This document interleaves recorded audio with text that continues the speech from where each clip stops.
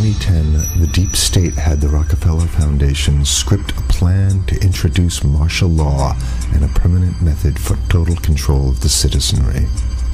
In this plan that they disguised as an academic scenario, as they called it, the method they would use to gain complete prison-like control of the entire population was to infect them with a devastating biological pandemic, and then, under the guise of protecting us from this threat, they would be free to implement their final solution, a prison state. The prison state that they need to keep their grip on power. As usual, the fascists disguise their crimes as helping us, and as is typical of this new type of fascism, they always make the claim that we the people are begging them to have more and more control over us.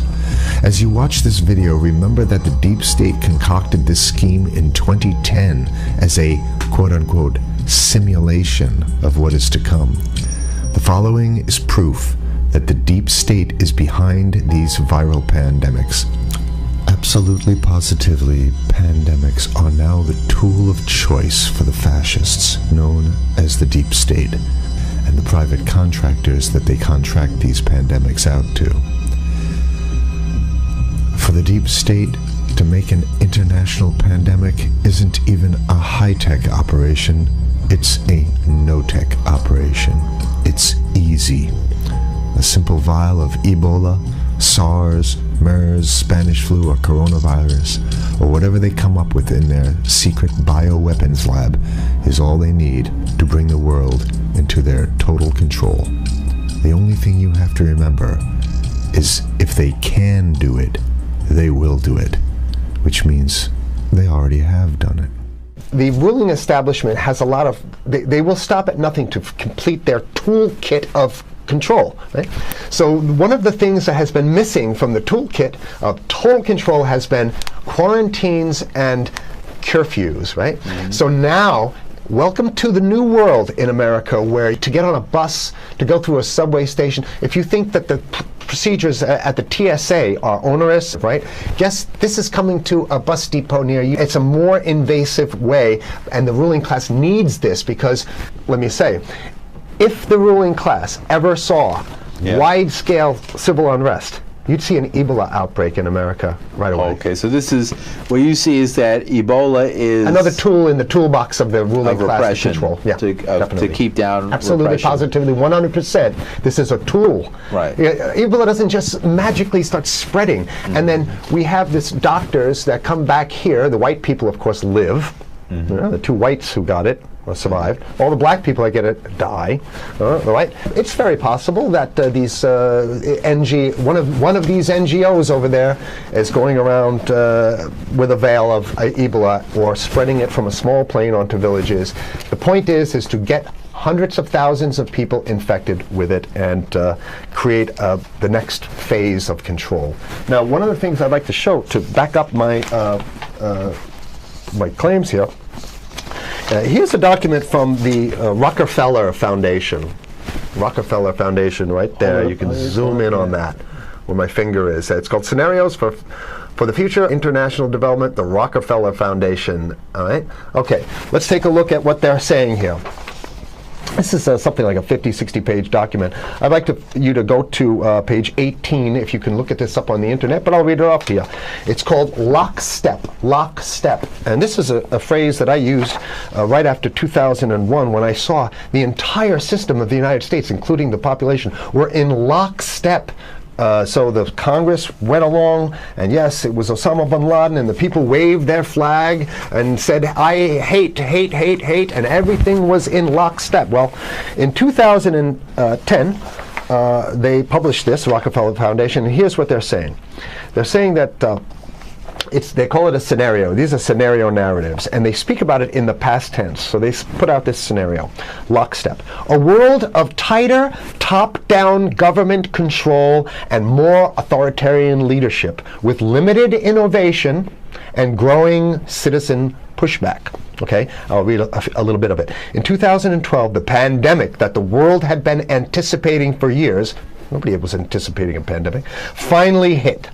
Unlike 2009's H1N1, this new influenza strain originating from wild geese, they use some scenario, but this is Ebola they're talking about. Ahead. Even the most pandemic-prepared nations were quickly overwhelmed when the virus streaked around the world, infecting nearly 20% of the global population and killing 8 million in just 7 months, the majority of them healthy young adults. The pandemic also had a deadly effect on economies. You can see the agenda. Just naked, raw, naked control agenda written down, and it's anybody's guess how this becomes effectuated in real life. So whether this is written specifically as marching orders or whether people take it upon themselves in the intelligence networks to say, okay, well, this has been produced, so this is the plan here. But these narratives have to be written in advance because the intelligence agencies don't know how to do these narratives. They need help. So these think tanks, they come up with these like Rand Corporation, Rockefeller Foundation. These are think tanks of death. They're not the think tanks, they're not there to find great ways to help people. Right? Okay, the pandemic also had a deadly effect on economics. International mobility of both people and goods screeched to a halt. Which is what they want. They want a completely isolated world, right? Debilitating industries like tourism and breaking global supply chains. Well, of course they want tourism stopped because they're not in the tourism business, and they want you at home in your house in front of the TV. Then they got you because once you watch the TV, they own your soul. Even locally. Wait a second, we're on television. I mean commercial television, let's say. National. Even locally, normally bustling shops and offices sat empty for months. Okay, so I love how they talk about it in the past tense in 2010. Right? The pandemic blanketed the planet, though disproportionate numbers in Africa died. Southeast Asia and Central America, where the virus spread like wildfire. It sounds like the opening monologue of a disaster movie, right? Exactly. Now listen, here's the good stuff now. But even in developed countries, containment was a challenge. Now here's this one. I love this one. The United States' initial policy of strongly discouraging, in quotation marks, strongly discouraging citizens from flying proved deadly in its leniency. So they're saying, that... No, keep going. Okay, read it. Proved deadly in its leniency. So they should have been tougher, right? Accelerating the spread of the virus, not just within the United States, but across borders. However, a few countries did fare better. China in particular. The Chinese government's quick imposition and enforcement of mandatory quarantine for all citizens, as well as its instant and near hermetic sealing off of all borders, saved millions of lives, stopping the spread of virus far earlier than in other countries. So the message here is we have to look towards the Chinese, the oppressive totalitarian. Chinese regime as an example of what we need to be doing here. And of course, the ruling class here loves the Chinese regime because they have demonstrated to the ruling class the most efficient form of capitalism, which is authoritarian capitalism. So we have capitalism, but unfortunately we have this veil. I get it. We have this veil of democracy. This is very interesting. This is continue on. Okay. China's government was not the only one that took extreme measures to protect its citizens from risk and exposure. During the pandemic, national leaders around the world flexed their muscles, flexed their authority, and imposed airtight rules and restrictions. You can see the agenda. Go. Okay. From the mandatory wearing of face masks to body temperature checks at the entries to communal spaces like that's what's happening right now. Yeah, but soon it's going to be like body. It'll be at the subway. Yeah, is that what you're saying? We'll be going through this in the subway to get on buses and the subway, things positively. like that. And what this means though is don't think about having a cigarette, a joint on you, or basically you can't. This is a dragnet for everything. So if in order for you in other words, just like with stop and frisk, this is ultimate stop and frisk. This is the ultimate cavity stop and frisk, cavity search kind of thing. All right, so during the pandemic, national leaders around the world flex their authority. Now there's some good stuff. Listen to this.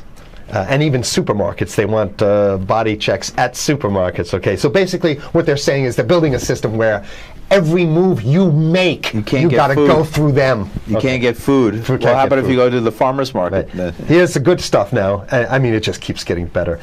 Even after the pandemic faded, this more authoritarian control and oversight of citizens and their activities stuck and even intensified. That's the whole point. So they're going to get rid of... Did that happen already with 9/11? Of course. 9/11 was how many, 14 years ago, and we still have all these draconian so rules. they're going to put the body cavity USA, searches Patriot, and all that. That's right. So in order to get to a supermarket, you got to have a body cavity search, and then when there's no more Ebola, well, you know what? We kind of like this way because we have an complete infrastructure of a control grid.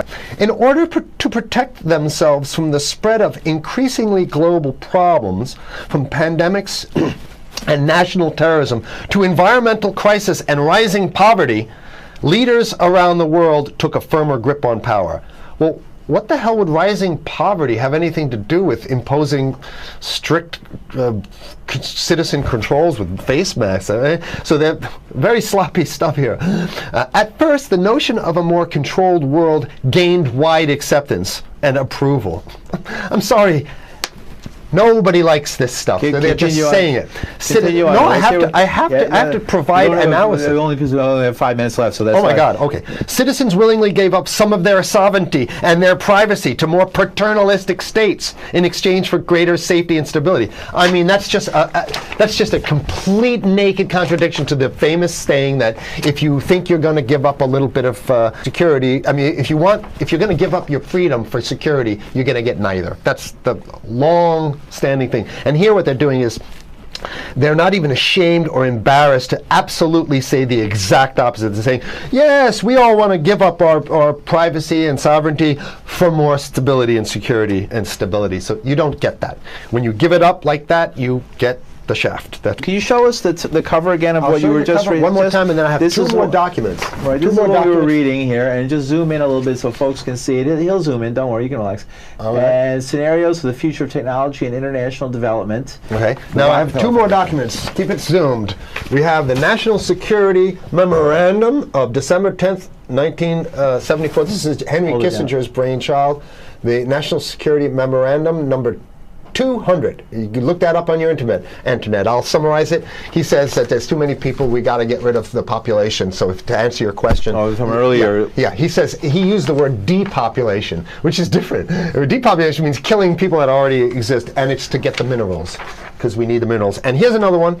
The CDC has a patent on Ebola. They've patented it. Yeah? Right. So basically, if you want to get a cure for your Ebola, you got to go. It right up here, right? It says human Ebola virus species and compositions and methods thereof, and it's a patent. It's a patent. They patented the main strain plus something like 17 other strains of it. So they own it now, and I don't know how exactly you can own that, but apparently they've done the same thing. Yeah, I didn't think you could own a natural. Yeah, you can. I guess the main thing to finish off this show is this: that they want to get more control, more and it's going to be curfews and quarantines. So what I'm saying is that unless the American people start to get some new way to revolt, a new way to organize, new way to protest, unless we can break through the apathy, because that's what we have here, then it's going to be a slave state here. The ruling class doesn't seem to have too much resistance. They're getting everything on their Christmas shopping list, and they've been wanting quarantines and curfews for a long time. Now they got it. And if you want to live in a world where you're tricked into all this stuff because it's for your safety, right? And if you want to have a probe and make sure you got to check your pockets, make sure you don't have anything incriminating on you before you go out, and when you step out of your house, you want some police there to monitor and see what you're doing. If that's the world you want to live in, be apathetic, don't do anything. You're going to get that world very soon. It's coming your way, definitely. Mm-hmm. Yeah. So what should people do? What's the hope? You have 30 seconds. To wake up, learn about it, and go fight these bastards in Washington. They're easy to beat. If we can just organize, we can beat them. It's simple. They're weak, and there's so few of them.